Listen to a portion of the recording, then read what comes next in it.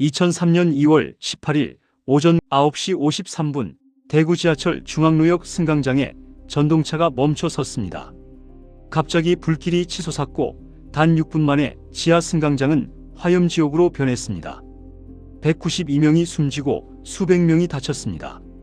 지하 10m 탈출구는 막혀 있었고 연기와 화염은 순식간에 모든 것을 집어삼켰습니다. 그분들의 희생을 깊이 기리며 다시는 이런 비극이 되풀이되지 않기를 바랍니다. 오늘 우리는 대한민국을 충격에 빠뜨린 그 참혹한 6분을 되돌아보겠습니다. 2003년 2월 18일 화요일 아침 9시 대구의 거리는 평범한 출근 풍경으로 가득했습니다. 지하철 1호선은 하루 100만 명이 이용하는 대구 시민들의 발이었으며 중앙로역은 대구의 심장부로 향하는 관문이었죠. 백화점 직원들, 은행원들, 학생들이 분주히 계단을 내려갔습니다. 직장인들은 매일 전동차를 타는 것이 일상이었고 늘 붐비는 시간대였지만 익숙한 일상이었으며 그날도 평소와 다를 바 없었습니다. 1079호 전동차에는 약 200여 명의 승객이 타고 있었습니다. 창밖으로 스쳐가는 어둠을 바라보며 하루를 시작하려던 사람들이었습니다.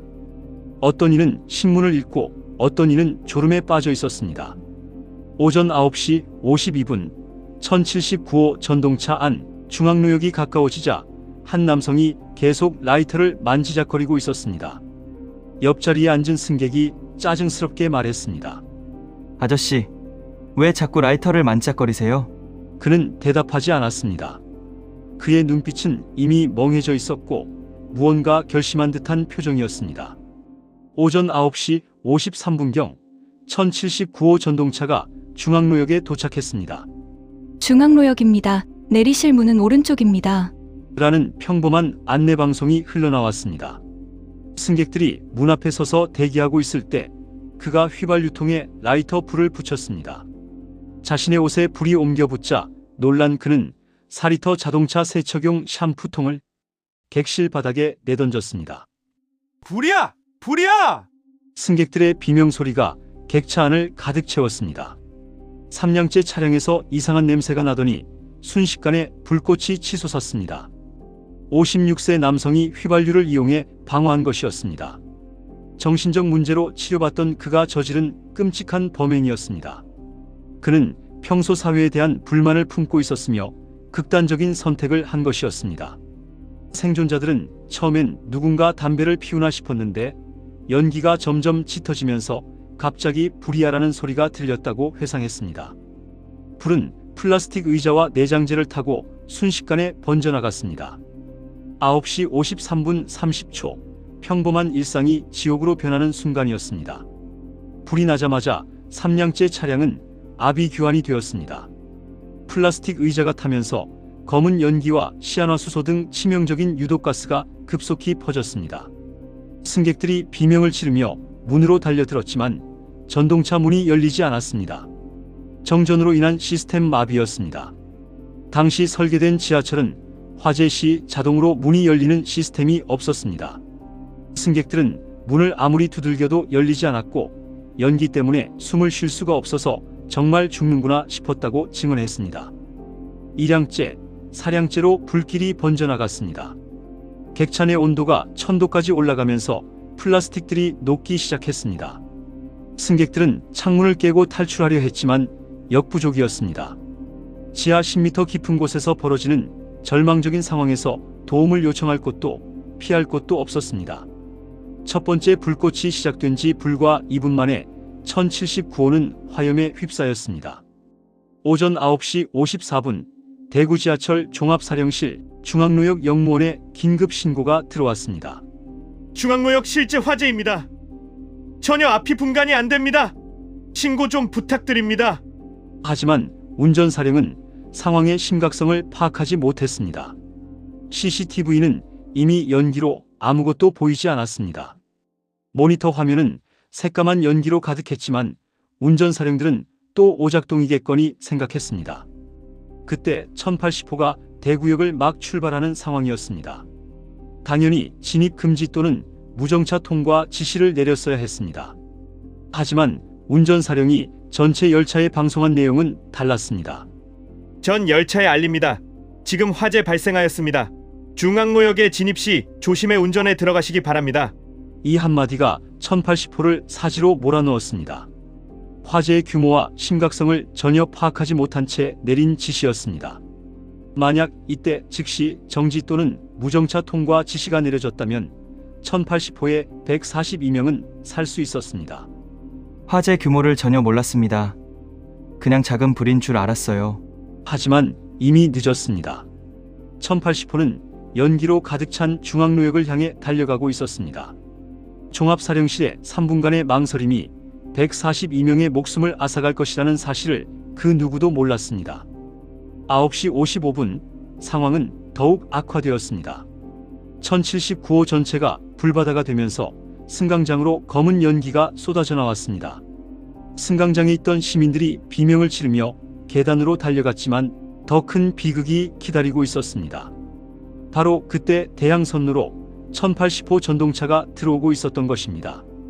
당시 지하철 무선통신 시스템이 화재로 마비된 상태였기 때문에 정확한 상황 전파가 이루어지지 않았습니다. 1080호 승객들은 승강장의 연기를 보고 놀랐지만 아직 상황의 심각성을 모르고 있었습니다.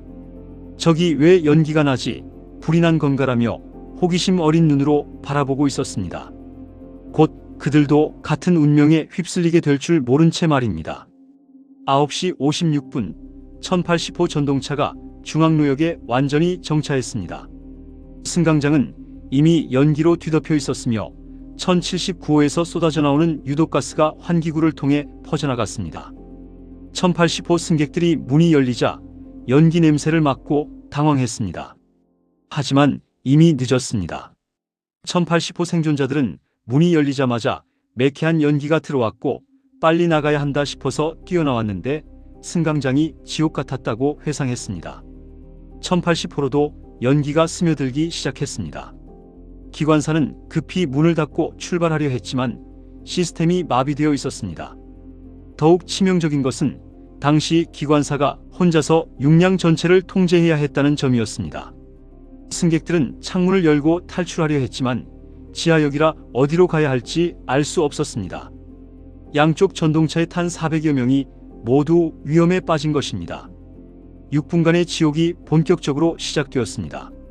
9시 57분 중앙로역 관제실은 완전한 혼란에 빠졌습니다. CCTV 모니터에는 승강장이 연기로 뒤덮인 모습이 보였으며 영무원들이 급히 현장으로 뛰어내려갔지만 연기가 너무 짙어서 접근조차 할 수 없었습니다. 소화기 몇 개로는 역부족이었으며 더욱 심각한 것은 당시 대구 지하철에는 화재 대응 매뉴얼이 제대로 갖춰져 있지 않았다는 점입니다. 영무원들은 소화기를 들고 뛰어갔지만 연기 때문에 앞이 보이지 않았고 사람들 비명소리가 들렸지만 어떻게 도와줄 수가 없어서 정말 무력감을 느꼈다고 밝혔습니다.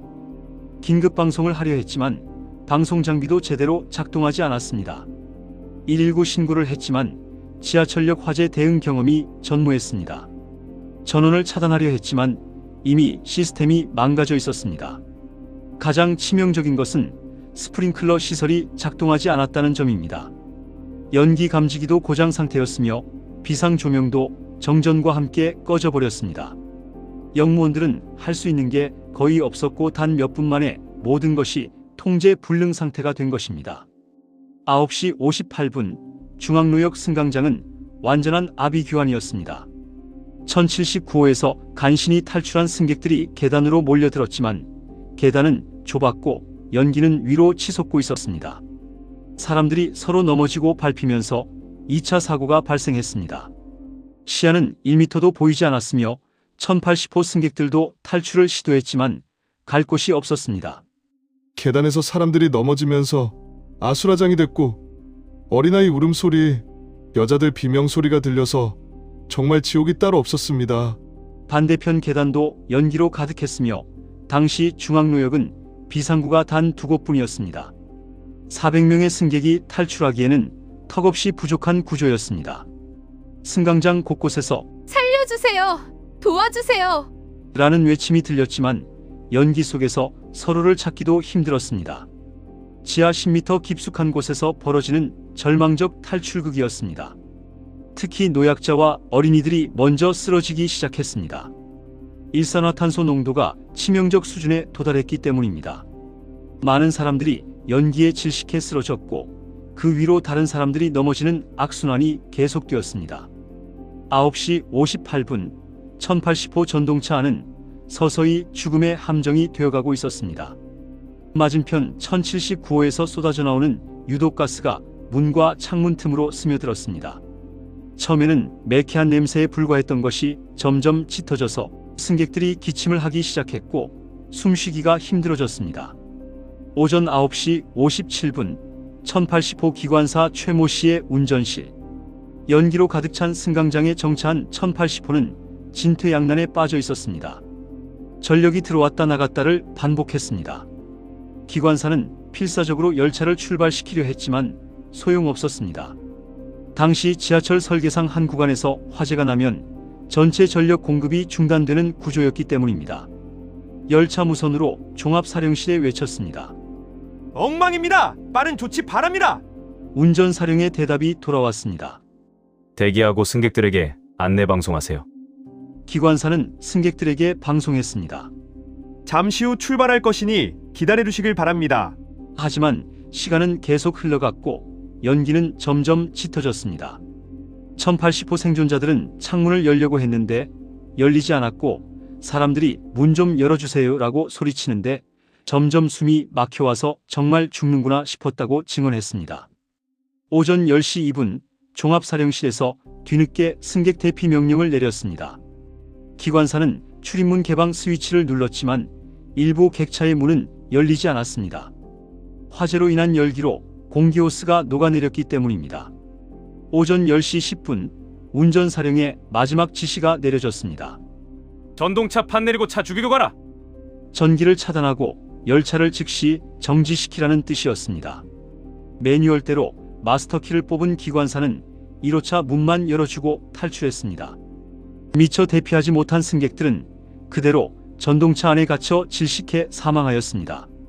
10시 정각 1080호 안에서도 승객들이 하나둘씩 쓰러지기 시작했습니다.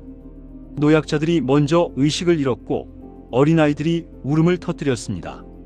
엄마, 숨이 안 쉬어져요. 아빠, 무서워요. 라는 아이들의 절규가 전동차 안을 가득 채웠습니다. 가장 비극적인 것은 1080호는 화재가 나지도 않았지만 연기만으로도 죽음의 함정이 되었다는 점입니다. 양쪽 전동차에 탄 400여 명 모두가 같은 지옥을 경험하고 있었습니다. 결국 1080호에서만 142명이 희생되었습니다. 오전 10시 소방서에 화재 신고가 접수되었습니다. 소방차들이 중앙로역으로 급행했지만 지하역 화재는 지상과 완전히 달랐습니다. 좁은 계단을 통해서만 접근할 수 있었고 연기가 위로 치솟아 소방관들도 접근이 어려웠습니다. 지하역 화재는 처음 경험이었고 연기가 계단을 통해 올라오니까 내려갈 수가 없어 장비도 제대로 내려갈 수 없는 상황이었습니다. 산소호흡기를 착용한 소방관들이 승강장으로 내려갔지만 이미 대부분의 승객들은 연기에 질식한 상태였습니다. 소방호스도 계단이 좁아서 제대로 끌어내릴 수 없었습니다. 더욱 심각한 것은 당시 대구 소방서에 지하철 화재 진압 장비가 전무했다는 점입니다. 대용량 배연 설비도 없었고 지하 공간 전용 구조 장비도 없었습니다. 소방관들은 일반 건물 화재용 장비로 지하철 화재에 대응해야 했습니다. 10분이 지났지만 본격적인 진화 작업은 시작되지도 못했습니다. 시간은 계속 흘러가고 있었고 지하 10m에서는 더 많은 생명이 위험해지고 있었습니다. 오전 10시 30분 산소호흡기를 착용한 소방관 김모 씨가 처음으로 승강장에 발을 내딛었습니다. 앞이 전혀 보이지 않는 칠흑 같은 연기 속에서 손전등 불빛만이 유일한 희망이었습니다. 여기 사람 있습니다. 계단 중간에서 의식을 잃고 쓰러진 20대 여성을 발견했습니다.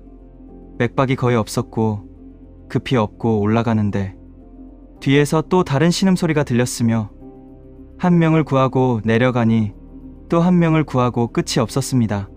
가장 절망적인 순간은 1079호 전동차 안이었습니다. 문을 억지로 벌리고 들어간 소방관들이 본 것은 마치 시간이 멈춘 듯한 광경이었습니다. 어떤 승객은 문 앞에서, 어떤 이는 창가에서 마지막까지 탈출을 시도한 모습 그대로 있었습니다. 오후 2시, 6시간 만에 전동차 깊숙한 곳에서 기적적으로 생존자를 발견했습니다. 이분은 아직 숨이 있어요! 소방관의 외침이 울려 퍼졌지만 구조하는 과정에서 그마저도 숨을 거두었습니다. 소방관들은 무력감에 주저앉을 수밖에 없었습니다. 그날 지하 10m에서 벌어진 6시간의 사투는 소방관들에게도 평생 잊을 수 없는 트라우마가 되었습니다. 화재 진행 과정에서 충격적인 사실들이 드러났습니다. 지하철 내부 자재들이 대부분 가연성이었으며 플라스틱 의자, 합성 소재 내장재들이 불길을 키웠습니다. 당시 사용된 재료는 폴리우레탄 폼, FRP 소재, 폴리염화 비닐 등 독성가스를 다량 발생시키는 것들이었습니다. 시트가 빠른 속도로 불에 타면서 치명적인 시아노수소와 일산화탄소를 내뿜었습니다. 더 심각한 것은 환기시설의 문제였습니다. 연기를 배출해야 할 환기구가 오히려 연기를 순환시켰습니다. 당시 환기 시스템은 화재 상황을 전혀 고려하지 않은 설계였기 때문입니다. 지하 밀폐 공간에서 유독 가스가 순환하면서 피해가 극대화되었습니다. 가장 치명적인 것은 비상구의 부족이었습니다. 중앙로역의 경우 비상구가 단 2곳뿐이었으며 400명의 승객이 대피하기에는 절대적으로 부족한 구조였습니다. 계단 폭도 좁아서 많은 사람이 한꺼번에 탈출할 수 없었습니다. 화재 안전시설은 전무한 상태였습니다. 스프링클러 시설이 작동하지 않았고 연기 감지기도 고장 상태였습니다. 비상 조명은 정전과 함께 꺼져버려 승객들이 출구를 찾을 수도 없었습니다. 승강장 바닥에는 안전선도 제대로 표시되어 있지 않았고 전동차 자체에 안전 시스템도 없었습니다. 화재 시 전동차가 자동으로 정차하는 시스템이 없었고 전력 차단 시 문이 자동으로 열리는 시스템도 없었습니다. 승객들이 비상시 문을 수동으로 열 수 있는 장치는 있었지만 대부분의 승객들이 사용법을 몰랐습니다. 지하철 전체 시스템도 화재를 고려하지 않고 설계되었습니다. 한 구간에서 화재가 나면 전체 전력이 차단되어 다른 전동차도 움직일 수 없는 구조였습니다. 무선 통신 시스템도 화재로 마비되어 정확한 상황 전파가 불가능했습니다. 안전 전문가들은 지하철 안전 설계에 큰 허점이 있었고 화재 상황을 전혀 고려하지 않은 설계였으며 이런 참사는 예견되었던 일이라고 지적했습니다. 당시 대구 지하철은 건축법, 소방법, 전기사업법의 적용조차 제대로 받지 않고 있었습니다. 안전은 뒷전이고 효율성과 비용 절감만 추구한 대가였습니다. 간신히 탈출에 성공한 생존자들의 증언은 처절했습니다. 연기 속에서 길을 잃고 헤매던 공포의 순간들과 서로를 부축하며 계단을 올라가던 절망적인 탈출 과정이었습니다. 뒤에서 들려오는 도움을 요청하는 외침들을 뒤로하고 올라가야 했던 절망감이었습니다. 당시 23세였던 류모 씨는 20년이 지난 지금도 말합니다. 계단을 올라가면서 뒤에서 도와주세요. 소리가 계속 들렸어요. 돌아가고 싶었지만 저도 숨을 쉴 수가 없어서 그 소리가 지금도 귓가에서 떠나지 않아요. 오전 10시 30분 화재가 어느 정도 진압된 후 승강장에는 참혹한 광경이 펼쳐져 있었습니다. 연기에 질식해 쓰러진 사람들이 곳곳에 있었으며 1079호 전동차 안에는 탈출하지 못한 승객들이 그대로 남아 있었습니다. 그들의 마지막 순간이 어땠을지 상상조차 할 수 없었습니다. 구조대원들은 전동차 안을 확인하는 것이 정말 힘들었고 평범한 시민들과 학생들이 그냥 출근길이었을 텐데라는 생각에 가슴이 아팠다고 밝혔습니다. 가장 가슴 아픈 것은 출근길 부부였습니다. 함께 지하철을 타고 출근하던 30대 부부가 모두 희생되어 어린 자녀만 남겨졌습니다. 또한 대학 입시를 앞둔 고3 학생도 있었으며 결혼을 앞둔 예비 신랑도 있었습니다. 그들은 단지 평범한 일상을 보내려 했을 뿐이었습니다. 아침에 집을 나서며 다녀오겠습니다라고 인사했던 사람들이 다시는 집으로 돌아갈 수 없게 된 것입니다. 오전 11시 대구 지하철 화재 소식이 전국으로 전해졌습니다. 모든 방송사가 긴급 뉴스를 내보냈으며 대구 지하철역에서 대형 화재, 다수 사상자 발생이라는 뉴스가 전국을 충격에 빠뜨렸습니다. 전국의 시청자들이 TV 앞에 몰렸고 실시간으로 전해지는 참사 현장의 모습에 온 국민이 경악했습니다. 대구 시민들은 가족과 친지들의 안부를 확인하기 위해 전화를 걸었지만 통화량이 폭주해 연결되지 않았습니다. 휴대폰 기지국이 마비될 정도였습니다. 병원마다 부상자들이 실려왔고 가족들이 몰려들었습니다. 대구 시내 모든 병원이 비상사태를 선포했으며 의료진들이 총동원되었습니다. 대구 시내는 완전한 혼란에 빠졌으며 지하철 전 노선이 운행을 중단했습니다. 시민들이 지하철 대신 버스와 택시를 이용하면서 교통대란이 발생했습니다. 평범한 화요일이 온 나라를 슬픔으로 물들인 날이 되었습니다. 참사 원인 조사에서 더욱 충격적인 진실이 드러났습니다. 이 참사는 단순한 방화 사건이 아니었으며 한국 사회 전체의 안전 불감증이 만들어낸 완벽한 재앙이었던 것입니다. 지하철 공사의 안전 관리는 형편없었습니다. 화재 대응 매뉴얼이 아예 없었고 직원들은 이런 상황에 대한 훈련을 전혀 받지 않았습니다.